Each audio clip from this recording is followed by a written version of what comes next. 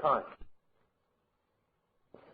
This wonderful conference of ours, this new instrument of AA, is no longer, it is a magnificent reality.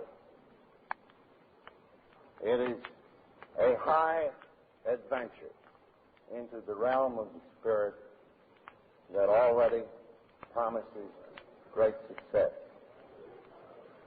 Though few realize it yet, I think that we who are gathered here have become the keepers of the conscience for all of this fellowship. Despite our preoccupation with facts, figures, and funds, this is no business operation. That can be simply illustrated when you and I hear of a suffering brother or sister, and we get into the family automobile, having to drive perhaps 50 miles to pay a call. We look at the needle on the dashboard and see whether there is any gas in the tank. And if there isn't, we go to a garage and we get it filled. And we pay money and put gas into that tank. Not with the idea of giving our fellow sufferer a drink of gasoline, but with the idea of propelling us to where he is. Thereby, the material and money side of this thing serves a spiritual purpose. When we arrive, we offer our friend love, and we offer him understanding. And that is the cup of which he drinks. Neither is this conference, in any sense, a political body. None of us have come here with any idea of gain in personal prestige or of money.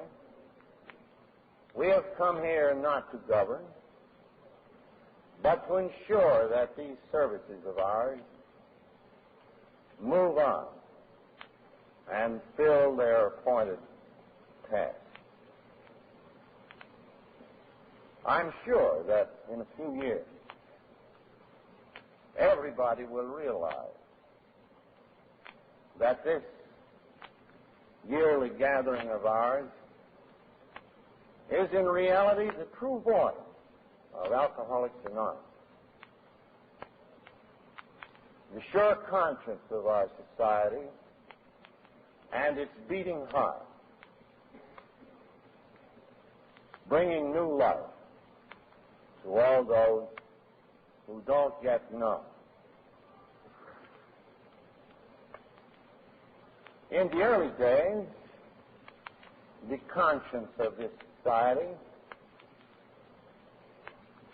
resided among a few scattered individuals, at first not known to each other at all. And in them, this divine spark caused them to think the right thought and to do the right thing. Very few of us know that this spark, which was to become Alcoholics Anonymous, was first struck in the soul of a psychiatrist, the noted Carl Jung. He had a patient, treated him for a year. There was no result. And then that very great man put aside his professional pride. He said to the patient, "It's of no use. My art cannot help you. You're an alcoholic of such hopelessness that only a spiritual awakening can expel your obsession. So that man, who I shall call Roland, went out to seek such an awakening. He found it in the Oxford group of that time, and this was a body of people full of goodwill, trying to get the right thought and trying to take the right action. And he found there the experience that Dr. Jung hoped he would get. He became sober. He and another alcoholic came to an old friend of mine, the one we so affectionately know as Ebby. And temporarily, Ebby sobered up. And then the spark was struck in Ebby, and he came to me, as each of us have since come, one to another. And he set the flame going in me. Then appeared another individual, a veritable founder of this movement, and he was non-alcoholic, Dr. Silkworth, at Towns Hospital. And I can never forget that day, so critical for Alcoholics Anonymous, when the doctor came into my room after I'd had my spiritual awakening, and I asked him in great anxiety, "Doctor, have I gone crazy?" Well, as a professional man, he might have said, "Yes, you're hallucinating." But he didn't. That little man with the healing art in his hands and the love of drunks in his heart said to me, "No, Bill, you have got hold of something.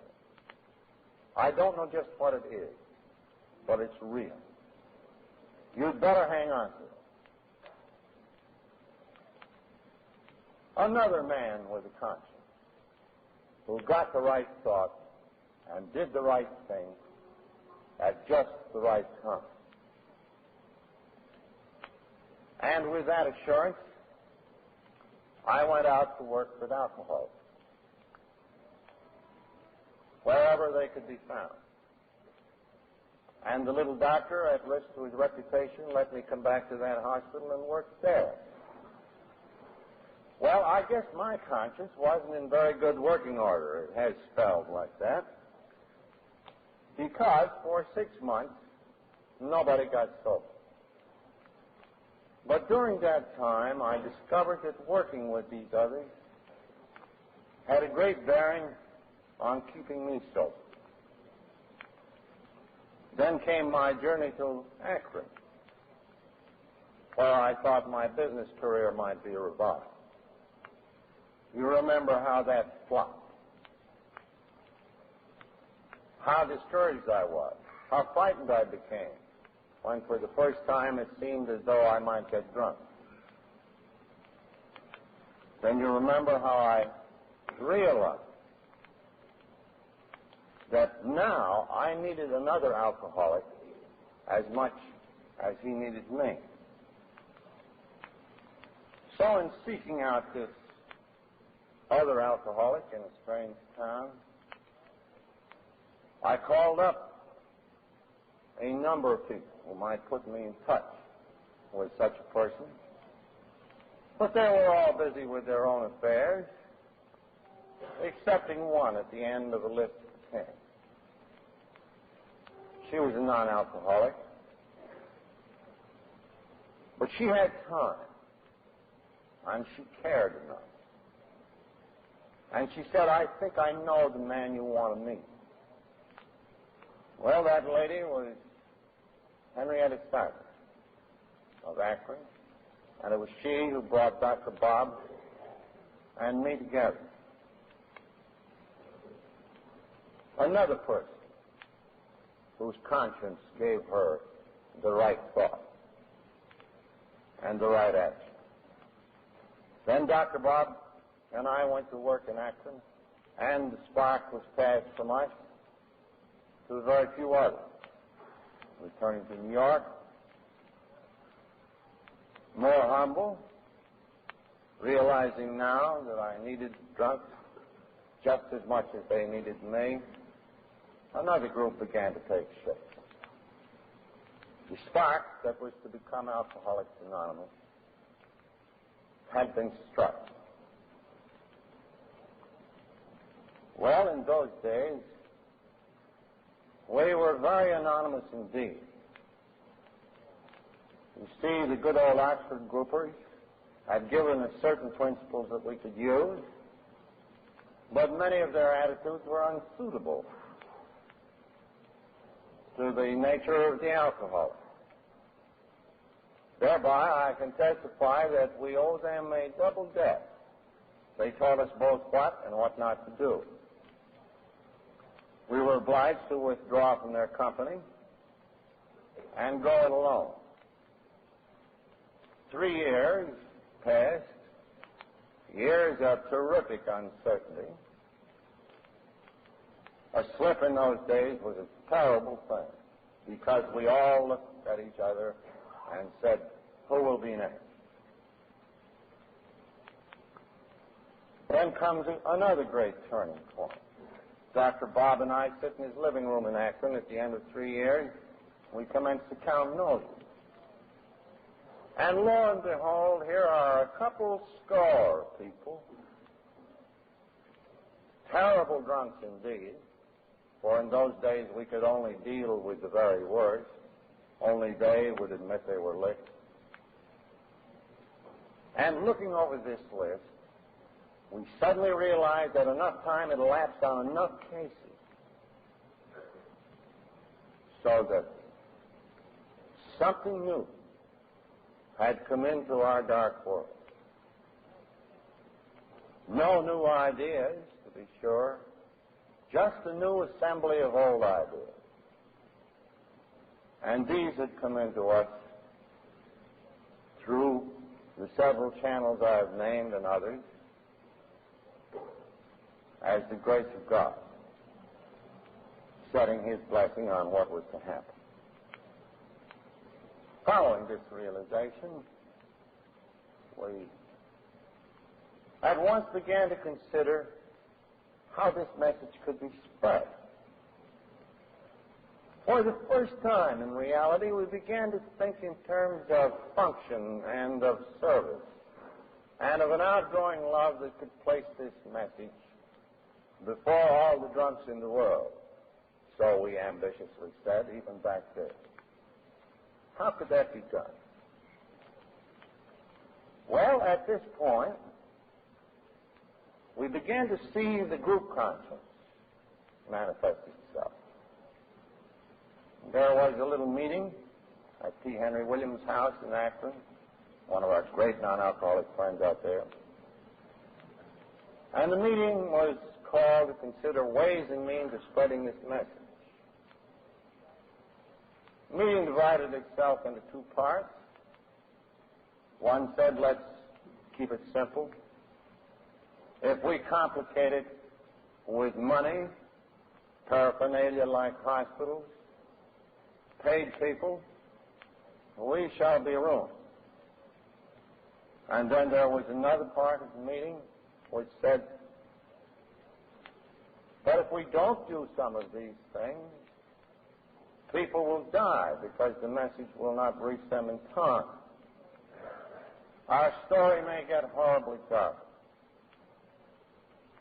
Perhaps something ought to be done. So the group conscience, as such, spoke for perhaps the first time. And it directed me, who had only begun to sense that I was its servant rather than its master, to go back to New York and get a hold of a lot of money to set up a chain of hospitals, to get quite a lot of people on the payroll, because the going had been so tough that we thought we ought to send our experienced members to other cities. And above all, we thought that an instrument of propagation would be necessary in the shape of a book, which would state our experience in recovery. So a book, some missionaries, some hospitals, we must have. I came back to New York full of these ideas, convinced that we should have all of these things, and right away, the quicker the better. I did a good deal of solicitation of people for money. But everybody, fortunately, looked the other way. One day I was in my brother-in-law's office. He's a doctor. And I was grousing about the stinginess of the rich when it came to fixing drunks.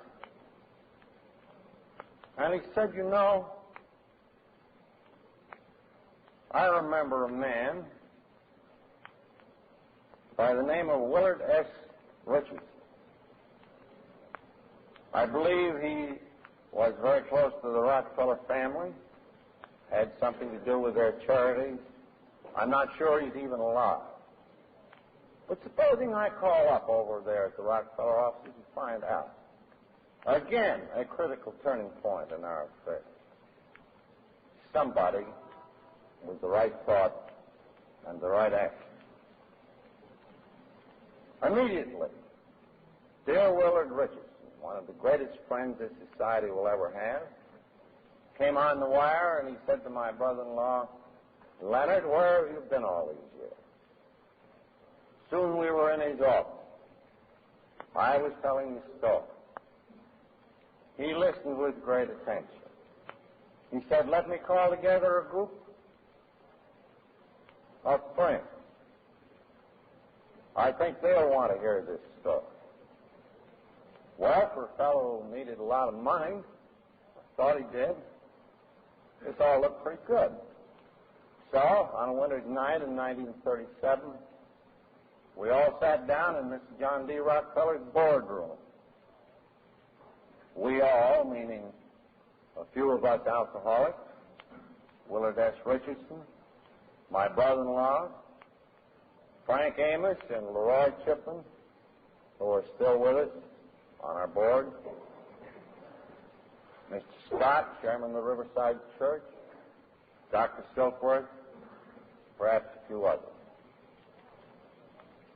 Well, we alcoholics were rather stunned by this turn of events,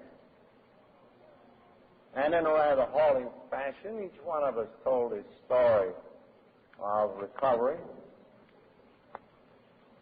And then the chairman of the meeting, Mr. Scott, said, well, how can we help you? And by this time, I got in good voice again and began to enlarge on our great need for lots of money for hospitals, missionaries, and particularly as some needed to publish a book of experience. Right there, Mr. Scott said, well, isn't it a fact, Bill, that the great power in this thing to sober up drunks is dependent upon the non-professional character of your work? Isn't it this goodwill message carried from person to person without any demand for reward that really counts? I'm powerfully attracted to this because it's like the original Christian story. Aren't you afraid that the responsibility of plant, property, management, and all that sort of thing goes forward? Well, we rejoined that we were scared. On the other hand, we were scared to do nothing and let this thing run by word of mouth. The upshot of that meeting was that one of those present, Frank Amos, who was sitting right over there, at his own expense, went out to Akron to look over the situation. We directed him toward Akron because the first group had really started there. It was a typical community. And also, we knew that Smithy was a little bit harder up than I was. He was about to lose his house. Frank went out there and came back with a glowing report. It was the spirit of the thing that had moved him. He made out a report, what he saw. I believe he recommended that some sort of a rest home be set up out there, and Dr. Smith could be put in charge as a doctor rather than as a professional therapist for alcoholics. He recommended a sum of money that wasn't large, but large enough to make us poor drunks kind of gag. The recommendation was carried to Mr. John D. Rockefeller. So here comes another man with a right thought and the right idea at the right time. And the thought was totally unexpected, and at first very disappointing to us. Mr. Rockefeller, it is said, looked up to his friend Dick, who had brought him the report, said, "Dick, don't you think that money will spoil it? There's something about this that is deeply moving. We must spoil it with money, Dick." Well,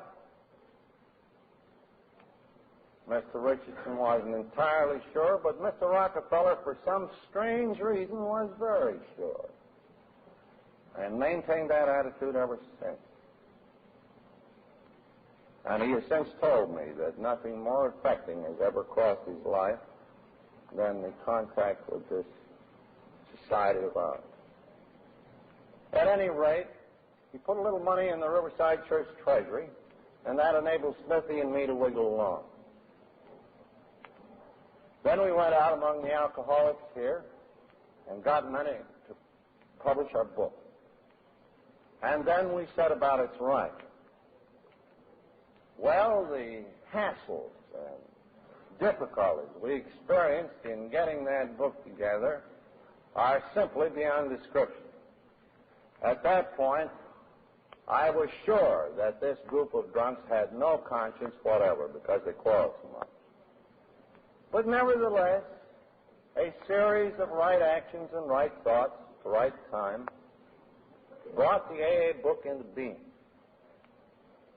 Although it seemed in 1939, after it came out, that we would soon lose it to the printer because, again, we were broke. But here was our first great instrument of service. This was something that could reach out over plains, mountains, and perchance the sea to the distant alcohol. And it was our hopeful dream that he might, through the pages of that book, recover and bring recovery to those about. In the very next year, 1940, Mr. Rockefeller reappeared in the scene again, suddenly saying that he'd like to give a dinner. He would invite his friends, many of them prominent and wealthy. He'd invite some of us. Again, our hope for large funds flared up. We said to ourselves, this is it. The stories were heard at the meeting. Even the bankers present were visibly impressed. Things looked good when John D. Rockefeller, or rather Nelson Rockefeller, got up and said that his father was very glad he could not, that his friends could hear this story, but that this was a movement which rested upon goodwill and needed little, if any, money. I never can forget the terrible feeling in the pit of my stomach as I watched about $5 billion walk out the door.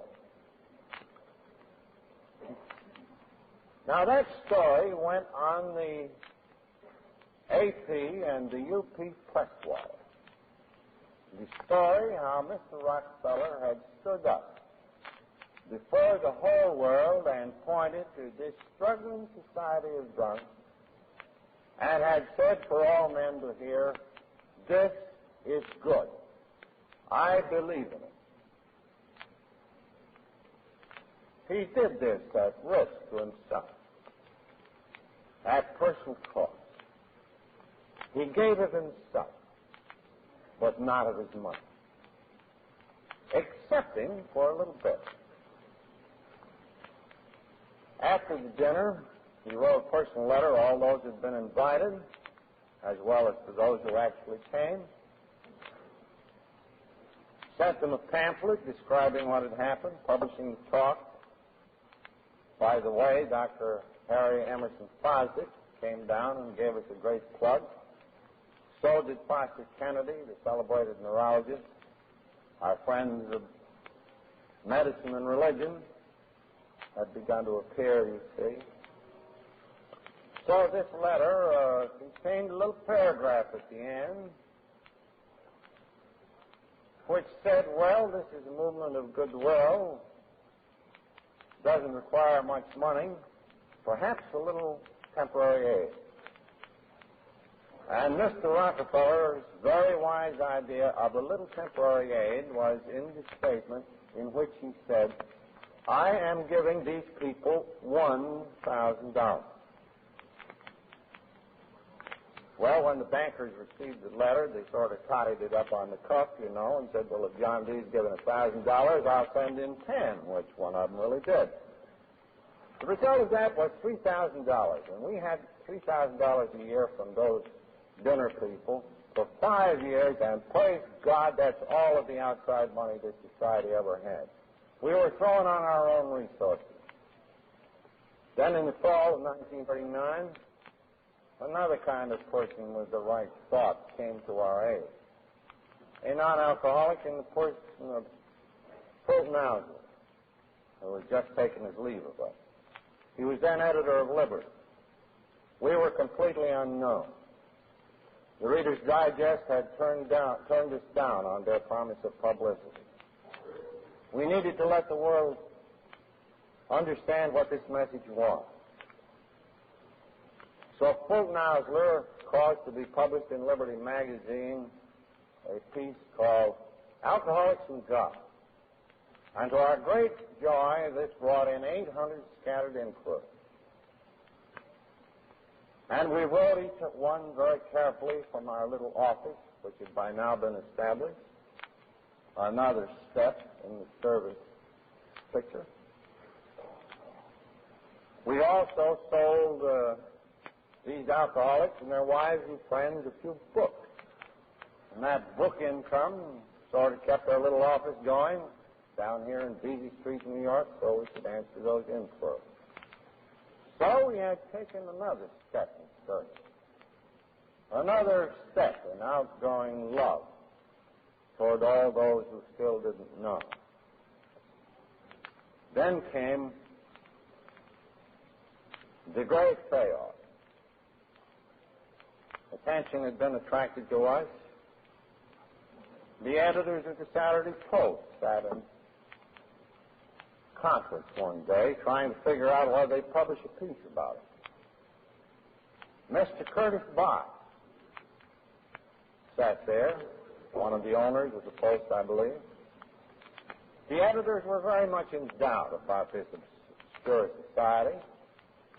So here was another man with the right thought at the right time. And he said, I know of several recoveries. They are nothing less than miraculous. I think we should publish a piece about this.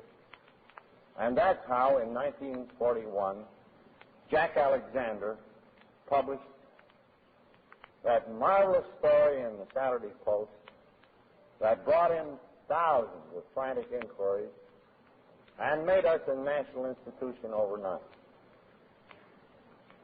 Now, that is a brief account of our pioneering time in which you see the spirit of service and the idea of spreading this message beginning to develop. You also see how we were saved from the perils of professionalism, large property ownership, and all of that. We were saved in spite of ourselves by our friends. After the post-peace, pandemonium broke loose. We wrote all these inquiries, every single one a personal letter. Some more books moved out. We began to get lists of our brother and sister alcoholics still suffering in other cities and distant places. And we got track of traveling businessmen and salesmen out of the few established groups. And we put these lists in their hands so that when they went to distant towns, they could call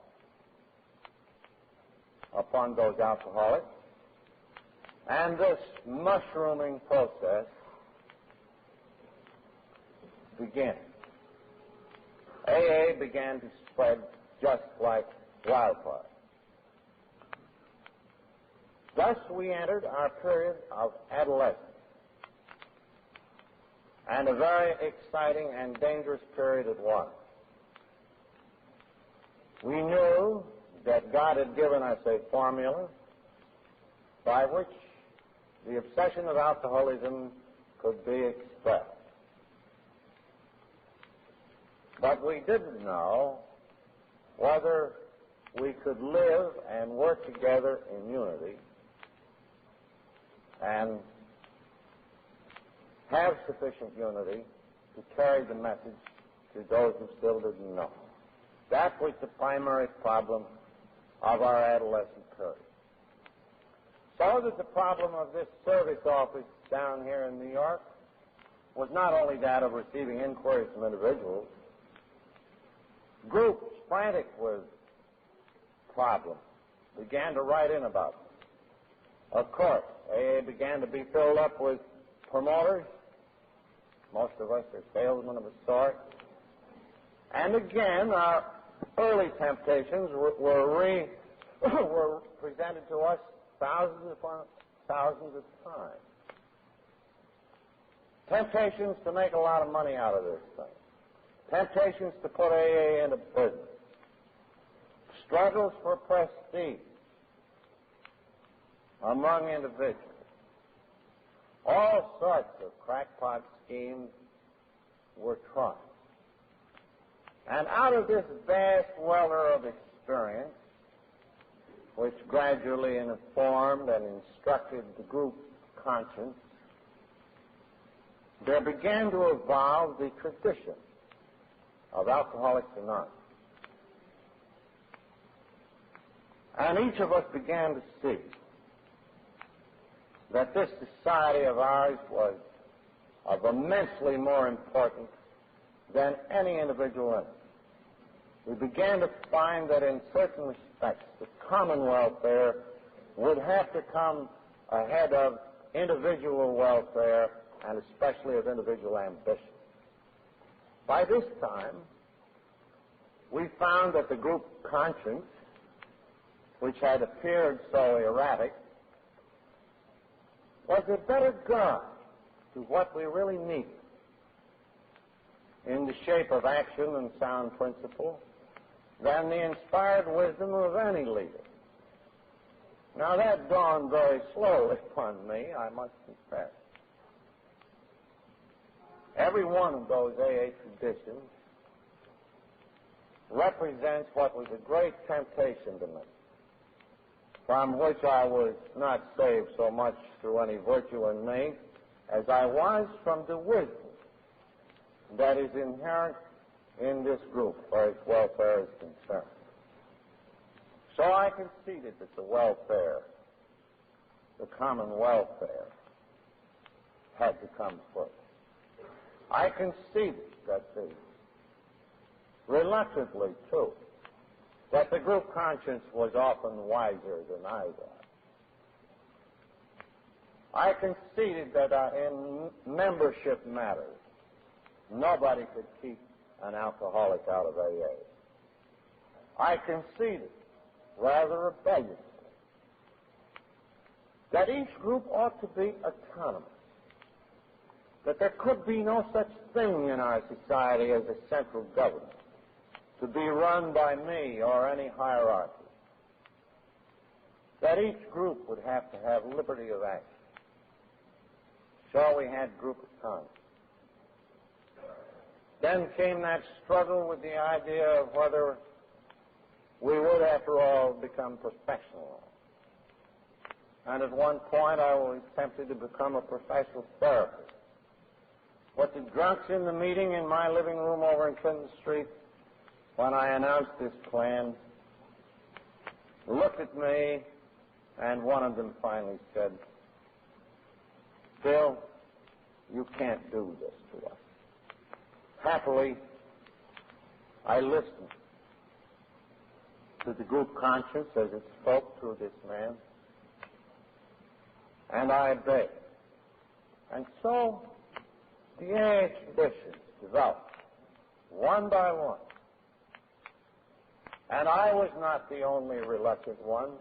Each of us went through our period of reluctance about these principles because each one of them was deflationary to us personally. They ran counter to our natures. They ran counter to our natural desires.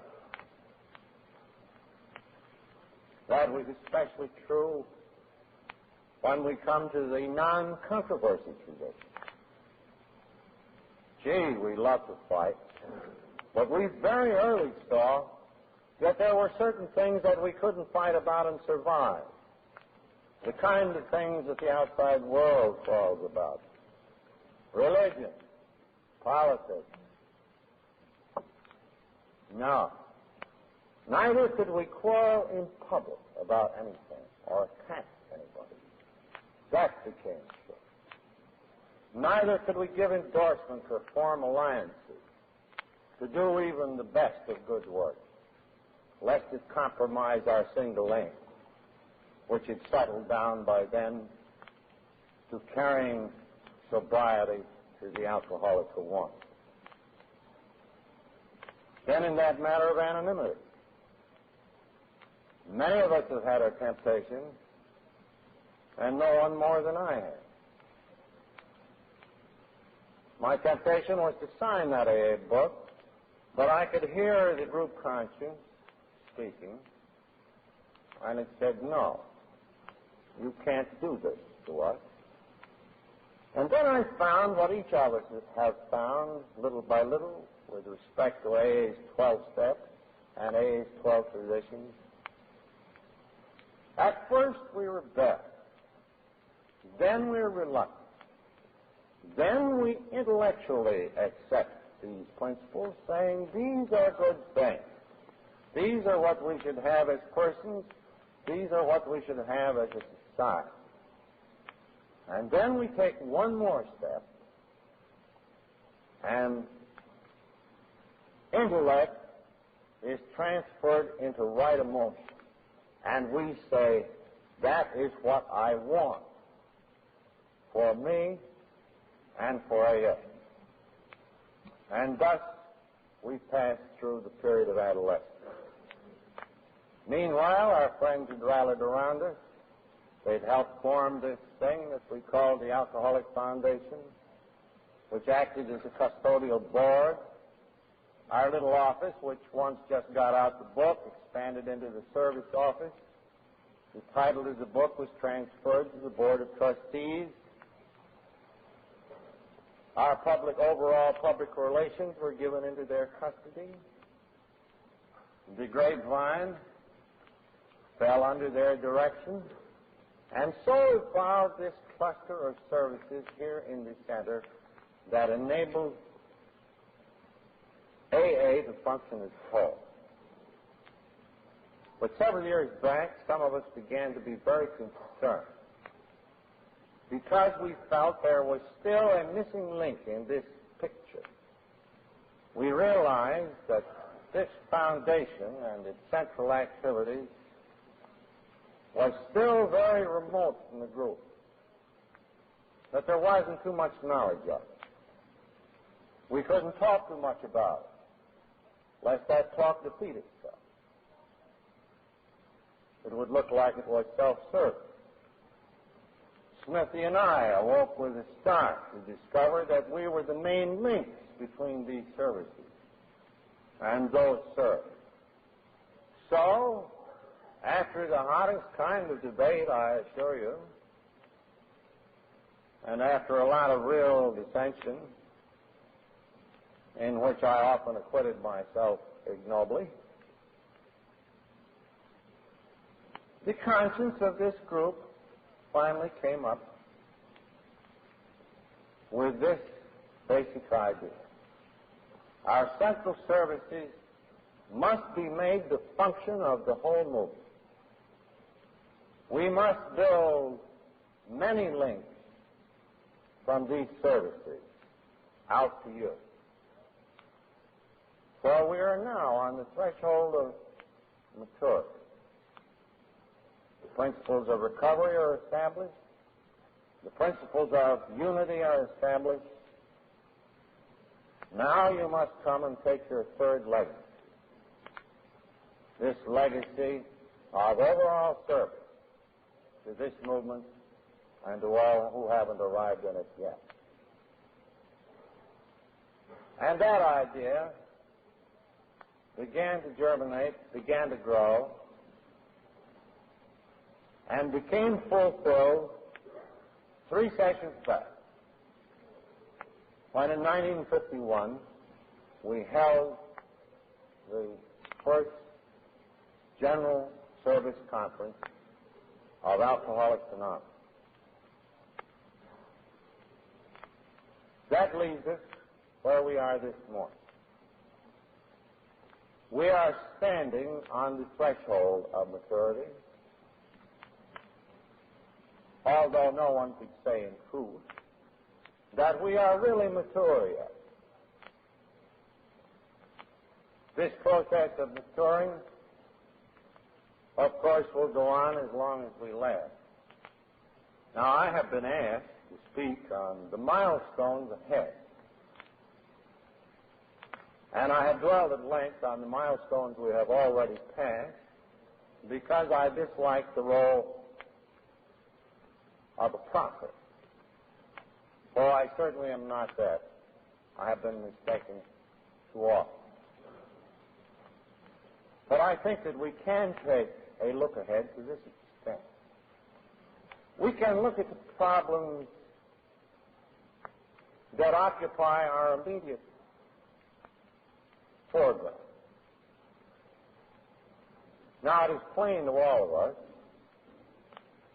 that unless this society can develop enough brotherhood and partnership among its members, we shall someday fall into disunity. And the basis of partnership and brotherhood has to be greatly improved personal relations. Now, it is true that the love of one drunk for another is a wonderful thing to behold.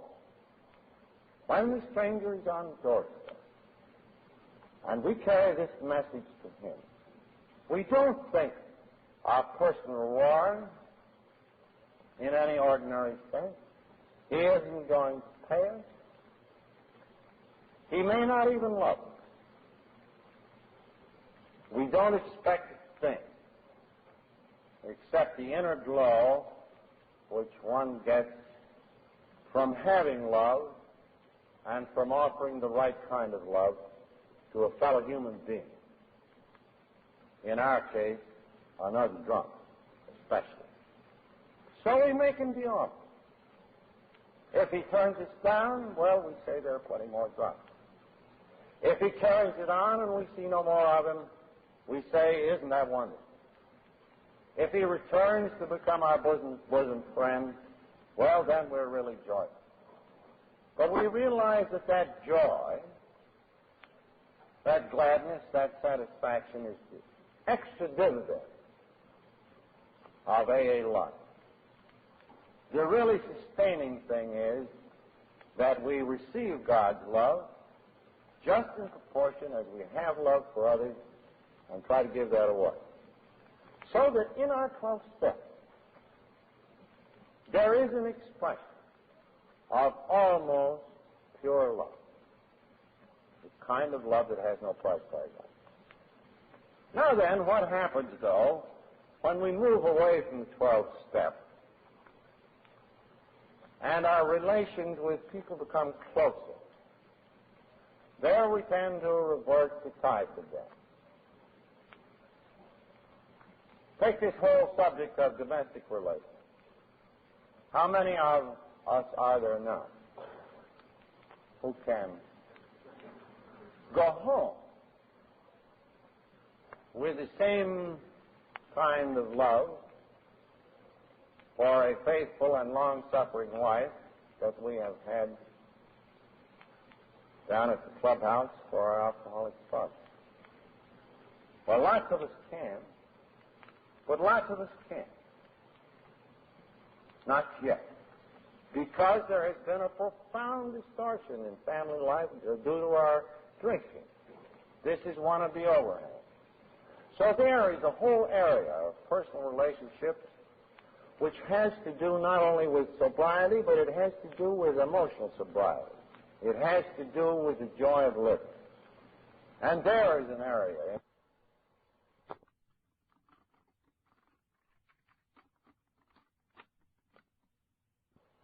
I think I ought to refer to these family groups where our wives and husbands, the wives and husbands of alcoholics, are realizing that they too have become distorted and are now forming themselves into groups to find out what the matter is with them and how the 12 steps can help them to be better partners. The numbers of those groups have increased in the last year from 200 to 400, almost like the early pyramiding process in AA. And I think that they will help fill this huge vacuum. But we alcoholics, too, must do our part.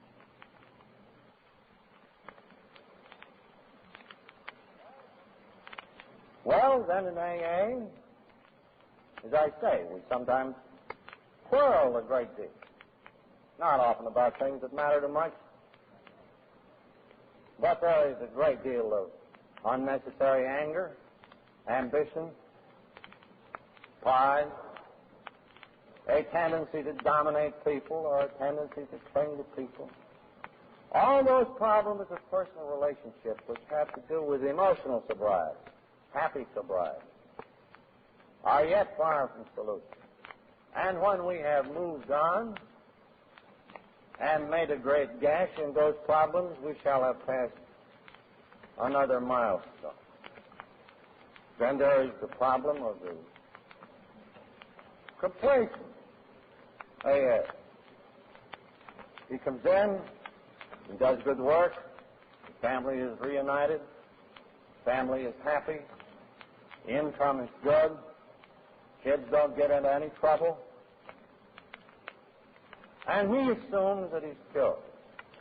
He thinks he's done his bit for AA.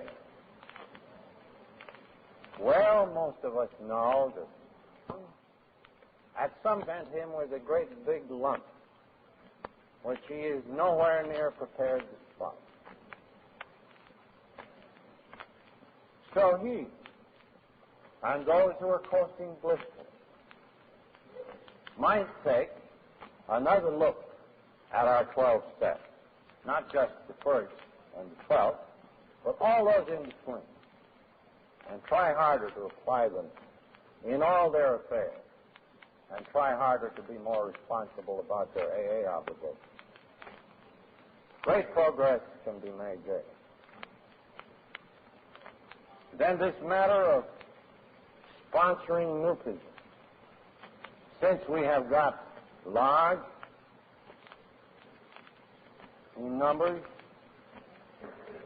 the careful attention that we used to give is sometimes denied new people. They come into our larger meetings, they wander about. Our sponsorship is still defective. We can do much about improving that. We can remember the kind of chance that somebody gave us. And the desire can again burn in every one of us to give that next fellow his chance and not leave the job to Joe Doe. Now, to be prudent is not necessarily to be fearful. Curiously enough, this society as a whole is a society which has never had a problem that is cut clear across it. The individual has been cut to pieces with problems, and he has grown together. So have groups, so have areas. But AA as a whole has never been cut across by a great problem or a great calamity. Now we are living in a world that seems largely filled with nothing but problems and calamities. And for all of these last 17 or 18 years, God has spared our society anything that looks like a big problem. In the meanwhile, this has permitted our reputation to be made secure in the public mind. We are not prepared to meet serious problems if they come. And it is not fearful to say that serious problems will still someday come to AA as a whole. Just take one not too serious, and let us try to think how we would behave if this occurred. I know of an author, for example, who is a humorist on the sarcastic side. I think he tends to imbibe a little himself. And 2 or 3 years ago, he got together material for a funny book about AA, which would have roundly ridiculed it. The book was never published because he found too many of his old writing cronies in AA, and they destroyed it. But supposing that he had published that book, you know what our first reaction would have been? It would have been a reaction of great rage. He can't do this to us. But does that necessarily have to be our reaction? When we are unfairly criticized, loudly criticized at some time in the future, or actually attacked, are we prepared to take such attacks in silence and in dignity with no thought of retaliation? And if there is any truth in something, we humbly say that our society stands corrected. To meet the larger problems of the future, we will have to think about how we would behave and act if this society would survive. Otherwise, we can become hopelessly involved in controversies at the public level and destroy this wonderful reputation we have, which is already, I must say, a damn sight better than our character. Today, the world is full of political division, warring philosophies, warring nations. Supposing that those divisions cut deep in this country sometime, and our society as such starts to quarrel, shall we find the wisdom and grace at such a time to say no? As of old, these are matters on which AAs can never quarrel within the confines of this society. This is the sort of quarreling that can destroy us and the chance for sobriety and a new way of life for all who might come. Shall we be able to put that temptation aside when it arrives? Conceivably, we could have a religious division. I don't believe we will, but we might. How shall we deport ourselves then? And on how we act, much will depend. Much will depend on what this body, the conscience of Alcoholics Anonymous as a whole, says and does at such a critical juncture. Not personally, Pace seems to say, those problems. Because I think we are ready for them, really. I think we can manage them. And I think we can manage them because of what I see here before me. I see God speaking through the group conscience in this room. And I feel that our guidance will be true. That the voice of Alcoholics Anonymous will remain clear. That its conscience is now so experienced and well related to God that it can apprehend the right thing to do at the right time. Despite all these perils of the road, I know that you share with me an utter confidence about our future. Now, there's just one more temptation to which this movement may be subjected. All around us, men are commencing to say,